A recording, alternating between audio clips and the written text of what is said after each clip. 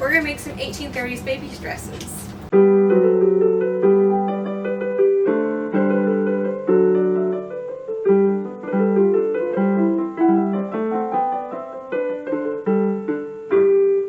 Hi everyone, I'm Caitlin and I teach old-fashioned sewing skills. We have been working on a series of making 19th century baby clothes all the way from about 1820 to 1885. We've gotten all the underpinnings done last year and we've moved on to dresses this year. We have been working on the white pretty dresses that most babies would wear, but for the extreme working class, very, very poor, it was advised that you have prints that would hide the dirt because you weren't laundering as often as most people were. And I do tend to do a lot of working class stuff, particularly in the 1820s and 30s, and then also again in the 1860s. In 1870s and 1870s I will do working class. I will also do a little bit more upper working class. And then same with the 1880s. I don't do lower class for that. And even though we haven't quite finished with our white pretty embroidery dresses yet, we have not done the 1840s. Or the 1820s, but I'm going to wait on the 20s because I don't know of any events that I'm going to need a baby's 20s dresses yet. And so I'm going to wait until I know I will need one. But I do 30s enough that it's going to get used down the road. So that's what we're going to start with today. My friend Wade has an event at the end of June, so it has already passed by the time this video has come out. So it's Texas Revolution 1835.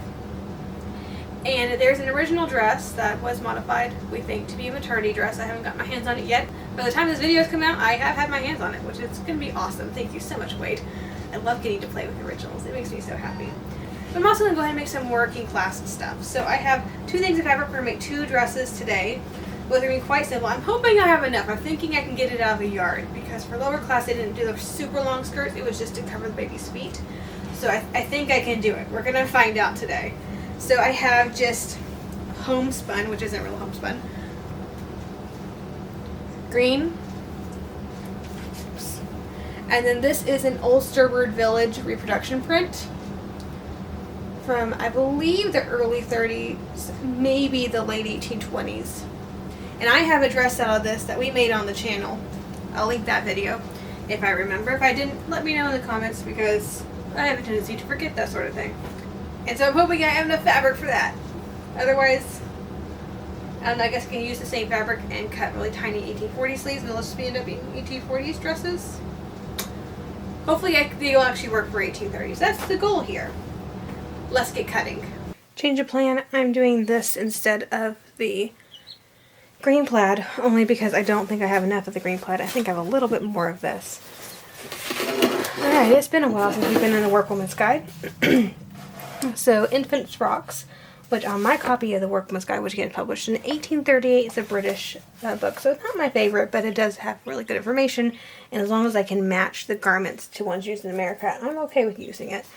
So, infant frocks for me start on page 32, and it says, I'm not going to read it all, but basically, those for the poor are usually a print and are made according to the pattern for petticoats. So we're making poor people's baby dresses. And so plate 4, figure 1 is that, which I've seen many, many, many times in original baby dresses. So it does say for the skirts, I needed about 14 nails wide when it's done, which is about 31 inches, up to 16 nails wide, which I think is 36 inches. And then for the pour, specifically the length of the skirt needs to be 15 nails, which is like right in the middle. That's like 34 inches long. It tells me to do 1 nail at the bottom, and depth to slit for the skirt is 2.5. So 15 nails long. I didn't bring my phone. Yes, I did bring my phone in here. 15, and a nail is 2.25 inches. That is 33 and 75 inches. So I'm going to cut 34 inches. Didn't I just say that's 34 inches or around 34 inches? The body needs to be 10 nails long. So 10 times 2.25, 22, and that's really not very much. Depth of body is 1 3/4 nail. Basically 4 inches. Okay. So we're going to go with 4 inches And I'm going to do the same thing on the purple one. And that is a tiny little body. So around the torso of a newborn is, I have that written down somewhere. Alright, I ended up doing the 22.5 inches. Okay, so for the armhole, so what I did is I took my 22 and this is the bodice, and I folded it in half as evenly as I can get it, and I folded it in half again. We're going to cut the armholes, which need to be at a depth of about 1.5 inches, a little over 1.5 inches, about 1 6/8. Okay, so that's my armhole. That's a very big armhole, but I guess that works. Okay, and so this will get folded in. Let's see. I'm cutting a body cut, double the strip in two, and again in half, defold it exactly in 4, and cut out the armholes according to length and depth, 1 as seen by the scale. Did that. Okay. The sleeves are cut out, we'll do that in a second. The shoulder straps are cut out, we're about to do that, and the body is ready for making up. Hem it at the top, sufficiently wide to omit a tape, hem or stitch on the shoulder straps, sew and hem the sleeves and gather them into the shoulder straps. The body should have rather wide hems at the 2 ends and a sufficiently wide hem at the bottom to omit a narrow tape. Fold the body in front, sew it firmly to the skirt, which should be previously gathered, making it lie prettily evenly all around. The top string should draw from the shoulder straps only. Okay. And another string may be run in the front to draw it and tie it on one side. Okay. Shoulder straps. We're going to cut that from here. Probably cut that on the bias. Let's cut sleeves first. Alright, so sleeves. What does it say? This is a sleeve. It's supposed to be 15 nails. 7 nails. It's like 15 inches, 16 inches. This one's 13 inches. And I'm dealing with scraps now, so I'm going to go ahead and do it like this. So half a nail, about 1 1/4 inches. And we're just going to make a little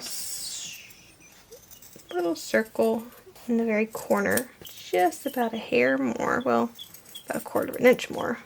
And basically I just need to cut this into a circle. It may not be an exact circle, but it'll be something remotely close. Okay. Hi everyone, if you're new here, my name is Caitlin and I have issues with using mock-ups, and I've been sewing for 20 years and I'm just more of a screw around to find out type of person. In case you can't tell.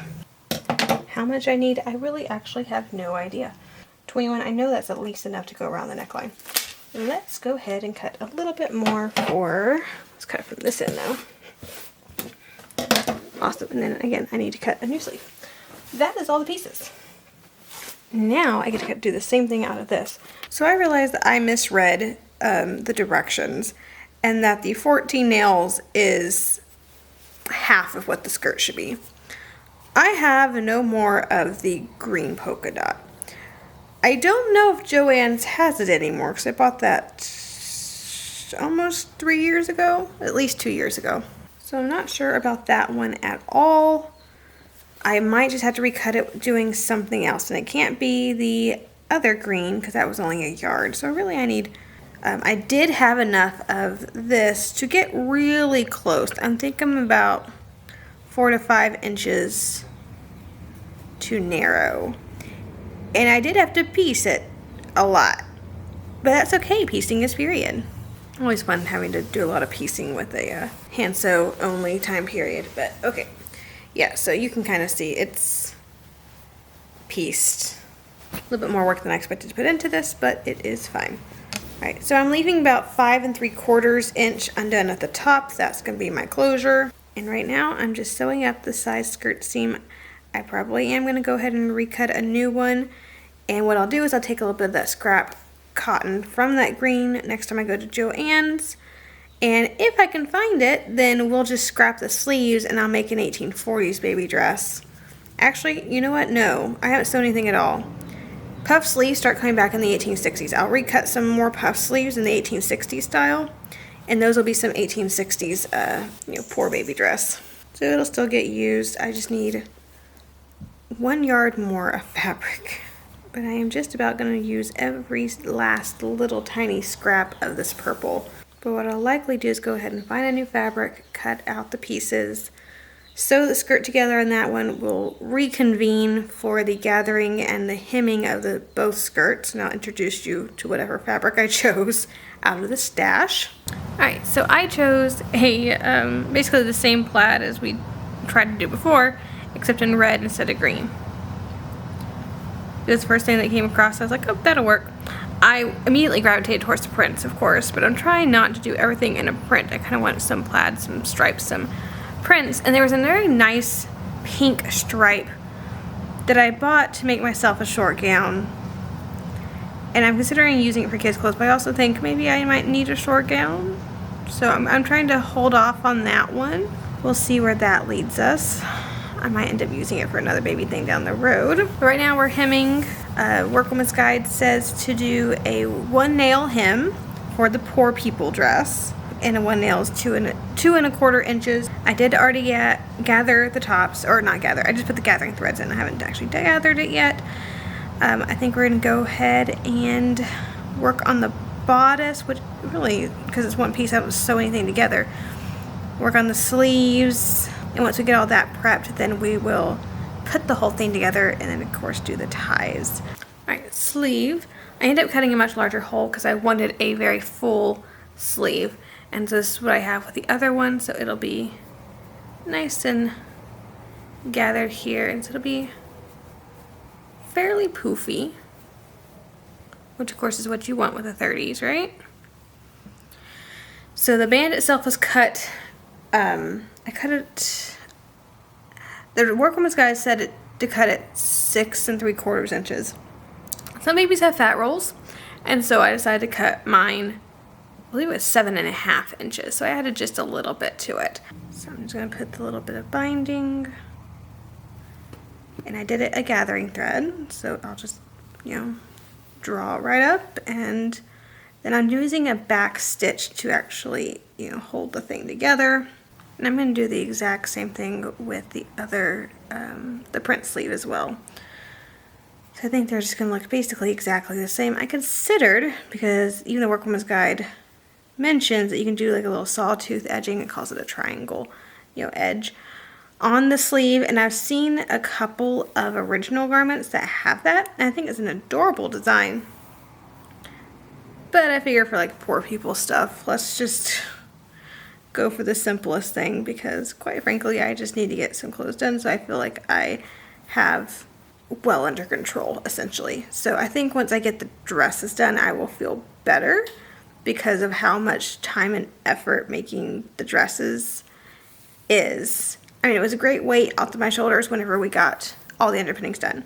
But I think if I get the dresses done, it'll just make me feel like I don't have that much of a deadline. Because outerwear is just, whatever. A cloak, nightgowns. That's really it for infant stuff. And then we get started toddler stuff if we have the time. Once I get pregnant, I don't want to have to worry about 19th century stuff. I want it to be done. All my 20th century stuff is done. I want to just focus on 21st century stuff at that point. So I'm kind of motivated to get all this done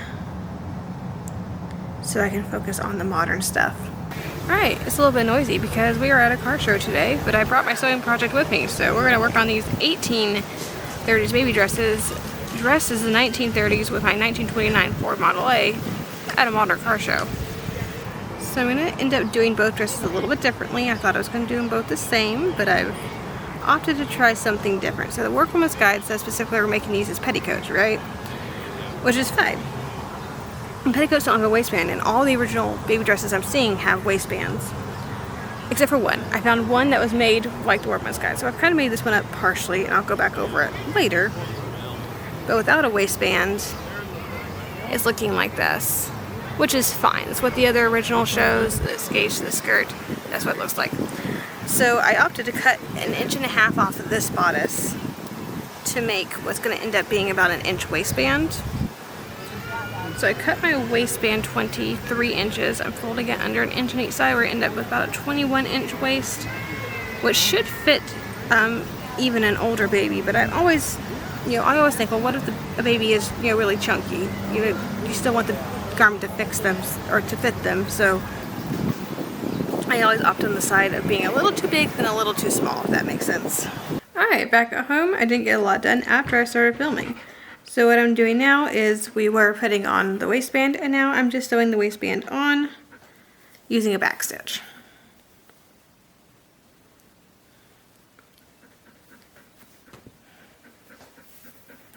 But I'm going to finish this whole waistband, which may again take a minute because back stitching by hand can take a little bit. Alright, now we're at the point of the bodice we can put in the sleeve. So this gets gathered very fully. It's actually very full sleeve and just gets set in there. So we've added a little bit of space again with the binding to make an armhole. So now there's an actual hole that we can put the sleeve into, which I do. And then we're gonna back stitch the sleeve in. I chose a back stitch because it is more secure than a running stitch.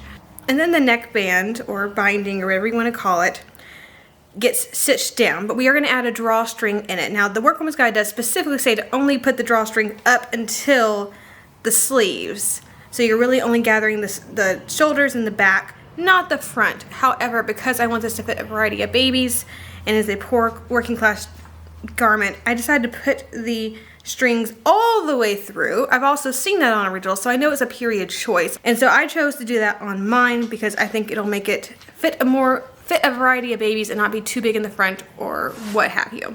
Alright, so we are here with the very last step, which is sewing the skirt to the bodice, right?